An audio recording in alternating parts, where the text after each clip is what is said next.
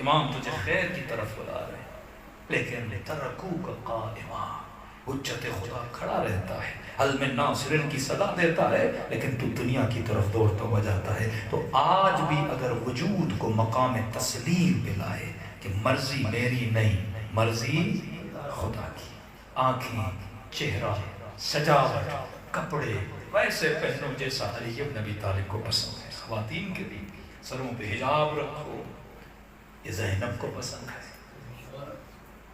کئی عبادتوں کے لیے حکم ہے چھپ کے کرو، کچھ عبادتوں کے لیے حکم ہے علل اعلان کرو۔ آیت اللہ العظمیٰ امینی حرم مولا حسین میں گیا اور ان کی عادت تھی رات کو جا کے لمبے لمبے سجدے کرتے تھے۔ ایک مرتبہ سجدے میں نیند آ گئی، امام حسین نے کہا امینی میرے حرم میں آ کر لمبے لمبے سجدے نہ کیا کرو۔ کہ مولا کیوں، برا کام ہے؟ کہ برا کام نہیں، ہمیں ڈر ہے کہیں شیطان تیرا شکار نہ کر لے، لوگوں کے سامنے لمبی عبادتیں نہ کیا کرو، وجود میں وجود پیدا ہوتا ہے۔ کہ لمبے سجدے کرنے ہیں تو گھر میں جا کر کرو، لیکن حجاب کرنا بھی تو عبادت ہے نا، چہروں کو نورانی بنانا بھی عبادت ہے نا۔ یہ کہتا ہے علل اعلان کرو کہ ایک شیعہ خاتون جب حسین کی مجلس میں آئے تو با حجاب ہو کر آئے اور پیغام دے کہ علی والیاں کبھی حجاب اتارتی نہیں ہیں۔ علل اعلان کرو، یہ چادر تیرا شرف ہے، تیری عزت ہے۔ اسی طرح مومن کا ایمان، سخاوت، لوگوں کے ساتھ ایمانداری، کہ پورے جانپور میں اگر کسی مومن کا دکان ہو تو زبان زد عام ہو، اگر کوئی چیز لینی ہے تو علی والے کے دکان سے لے، کیونکہ یہ دھوکہ نہیں دیتا، یہ زبان کا سچا ہوتا ہے۔ کچھ چیزوں کو سجا کر چلو، عزاداری، مجلس، جلوس، یہ چھپ کے نہیں کیا جاتا، یہ لوگوں میں کیا جاتا ہے تاکہ دنیا کو بتاؤ کہ شیعوں کی تعداد کتنی ہے، ان کے اندر اتحاد کتنا ہے۔ تو کچھ عبادتیں چھپ کے، کچھ عبادتیں ظاہر کی جاتی ہیں۔ سیدہ زینب نے نام حسین کو علل اعلان لیا۔ جب کوئی پتھر مار کے کہتا تھا نا یہ باغی کی بہن ہے، آہ پکار کرتی تھی کہ میرے حسین کو باغی نہ کہو، میرا حسین نمازی ہے۔ بے دینی کی تہمت بھی بی بی نے برداشت نہیں کی۔ فرمایا اتنی محبت اہل بیت تجھ سے کرتے ہیں، یہ تیرا تصور ہے، کتنی محبت کرتے ہیں۔ کوفے کا رہنے والا کہتا ہے تجارت کی غرض سے کیا بڑا نقصان ہوا۔ بیوی نے کہا کربلا نہیں گئے، میں نے کہا کربلا میں کیا، کہ کچھ کما کر لائے ہو؟ کہا نہیں، سب کچھ گوا کے لایا۔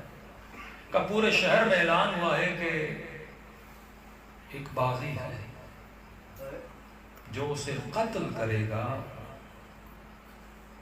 اس کو اس کی تلوار کے وزن کے برابر سونا دیا جائے گا۔ اچھا کچھ کما کے نہیں لایا، گھر میں فاقے ہیں، بیٹی بھوک سے بیٹھی تھی، جلدی جا۔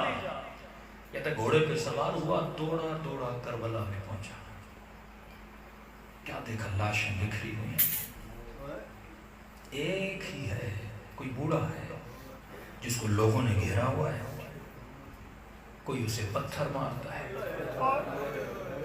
کوئی اسے نیزے کی انیوں سے مارتا ہے، جسے جو مل رہا ہے مار رہا ہے، اور کہہ رہے مارو یہ باغی ہے، مارو یہ باغی ہے۔ کہتا میں بھی آگے بڑھا، میں نے کہا میں کیوں پیچھے رہوں، کچھ میں بھی تو ماروں اور حاکم سے جا کے کچھ پیسے۔ میں نے بھیل کو توڑتا ہوا، چیرتا ہوا آگے بڑھا، میں نے ایک پتھر لیا اور اس بوڑھے کو مارنا چاہا۔ کہ جیسے مارنا چاہتا تھا نا، میری نگاہ اس کے چہرے پر پڑی تو ماتھے پہ سجدے کے نشان تھے۔ میں نے کہا یہ کیسا باغی ہے جو نمازی ہے، کہیں میں خطا تو نہیں کر رہا، کہیں میں لوگوں کے بہاؤ میں بہہ تو نہیں رہا، پہلے سوچوں تو صحیح ہے کون ہے۔ تو کہتا میں آگے بڑھا، میں نے کہا سلام کرتا ہوں، اگر جواب دیا تو مسلمان ہوگا، اگر نہ دیا تو علیاذ باللہ باغی ہوگا۔ آگے بڑھ کے میں نے کہا السلام علیک ایھا الشیخ الکبیر، اے بوڑھے تجھ پر میرا سلام۔ کا یہ کہنا تھا، اس نے اپنے چہرے کو بلند کیا، میرا نام لے کے کہا وعلیک السلام، تجھ پر بھی میرا سلام ہو، یہ بتا آج تو نے مجھے کیوں سلام کیا ہے؟ پریشان ہوا، اس سے میرے نام کا کیسے پتہ چلا؟ میں نے کہا کیوں، کیا مسلمان کو سلام نہیں کرتا؟ کہا کرتا ہے، پر آج کے دن کسی نے مجھے مسلمان نہیں سمجھا۔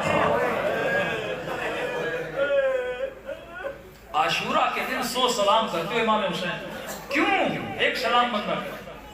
مولا سجاد فرماتے میرا بابا ترس گیا تھا کوئی آئے اور میرے بابا کو سلام کرے۔ مولا علی گھر آتے تھے نا، سیدہ کہتی تھی یا علی سنا ہے لوگ تجھے سلام نہیں کرتے، کبھی بھی سلام میں سلام کرتا ہوں، علی کو کوئی جواب بھی نہیں دیتا۔ میں نے کہا ولی خدا کون ہو، تجھے میرے نام کا کیسے پتا؟ اس نے کہا اجا خط بھی لکھا ہے اور پوچھ بھی رہے ہو میں کون ہوں؟ کب وجود پہ لرزہ طاری ہوا، کہا آپ ہو کون؟ کہا علی کو جانتے ہو؟ کہا میرا مولا ہے علی۔ کہا نبی کو جانتے ہو؟ کہا میرا نبی ہے نبی۔ کہا اسی نبی کا نواسا اور تیرے مولا کا بیٹا میں حسین بن علی ہوں۔ کچھ واقعات کو محسوس کر کے رویا کرو تو لذت آئے گی۔ آج اس مجمع میں ہر بیٹھا مومن تمنا کرتا ہے مجھے ایک مرتبہ امام زمانہ کی زیارت ہو جائے۔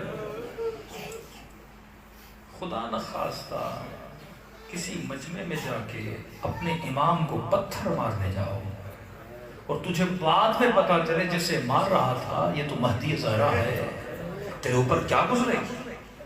کہتا ہے جیسے پتا چلا نا یہ میرا مولا حسین ہے، کہتے پتھر ہاتھوں سے گرا اور سیدھا جا کے مولا کے قدموں پہ گرا۔ مولا مجھے نہیں پتا تھا، واللہ نہیں پتا تھا، میں تجارت پہ گیا آج پہنچا۔ بیوی نے کہا نہیں گئے، کوئی باغی ہے، مولا کمانے کی غرض سے آیا تھا کہ جہاد کروں گا ثواب ملے گا۔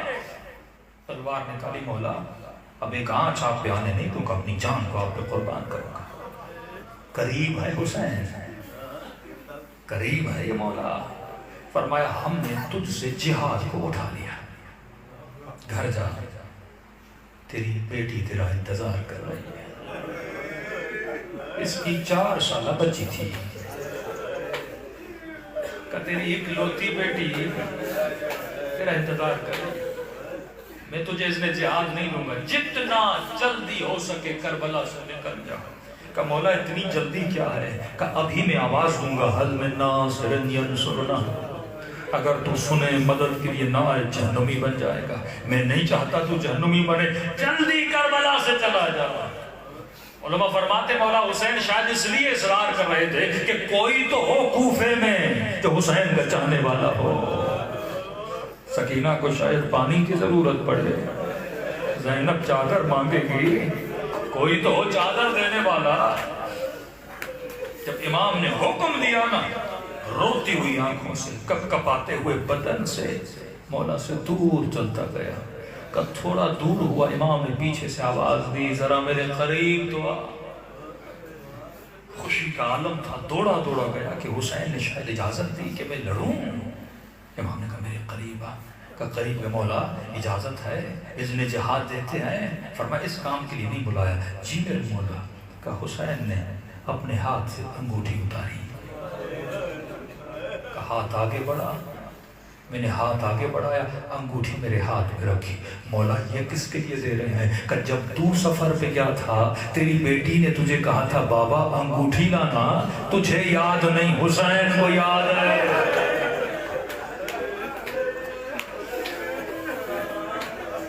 جو غیروں کی بیٹیوں کی پرواہ کرے، کتنی تکلیف ہوئی ہوگی جب اپنی بیٹی نے تماچے کھائے ہوگے۔ تجھے یاد نہیں تھا، تو سفر سے بھی آ گیا، پر بیٹی نے کیا بولا تھا؟ یہ انگوٹھی بیٹی کو دینا، اور جب دو نا اتنا بولنا جسے تو مارنے گیا تھا وہ باغی نہیں تھا، وہ نمازی تھا۔